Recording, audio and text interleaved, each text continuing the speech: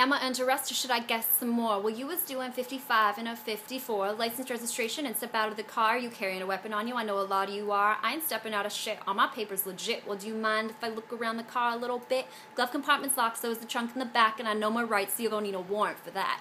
Jay-Z, I used to love you and rap all the words to your songs because I thought that you were standing up to police corruption and brutality and racism, but unfortunately your support of Barack Obama runs fly in the face of all of these values that you used to espouse, and you say you're anti-racist. So being an ex-Obama supporter myself, I'd like to give you a little perspective on why Obama is racist and doesn't really comport with the values that you hold so dear. And of course, I'd like to start with the drug war. On a personal note, you used to sell crack cocaine, and being a black man in Brooklyn, you probably would have gone to jail for a really, really long time if you had been caught, not only because crack cocaine carries a heavier sentence than cocaine, which is a racist law in itself, because cocaine is more white used and crack is more black used, but because the policies in general are so racist that many innocent black people end up in jail for nonviolent crimes, and even if they're guilty, they're still nonviolent, yet they end up in jail. The prison systems are glutted with black people who have been convicted by racist cops and racist juries, and black communities suffer. And Barack Obama's support of these policies once he came into office proved that he has no concern for black people or people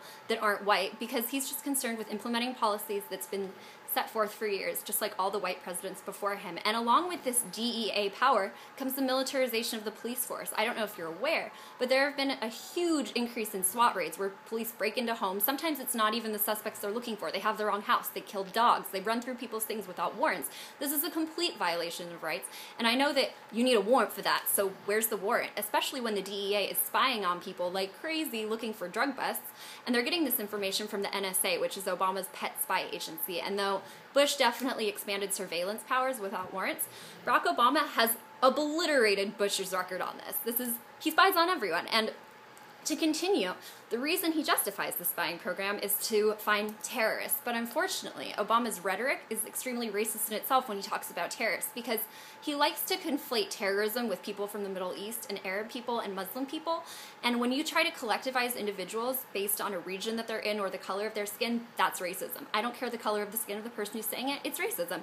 And on a final note, I'd just like to say that if you have a few dollars, you can fight the case. Unfortunately, if you're an American in this country, Barack Obama's policies of putting bankers in his cabinet and extending privileges to Goldman Sachs and the elites doesn't really leave a lot of money for people to go around. But even if they had it, if they got NDAA, National Defense Authorization Act, which Obama signed into law, that means they'd get indefinitely detained and might not get a trial at all. So there's no case to even fight. And especially, you don't have a case to fight if you're getting drone bombed or assassinated because the president put you on a kill list. Think about it, Jay, and please get to Obama on this. Give him some tips. Help him improve. Thanks.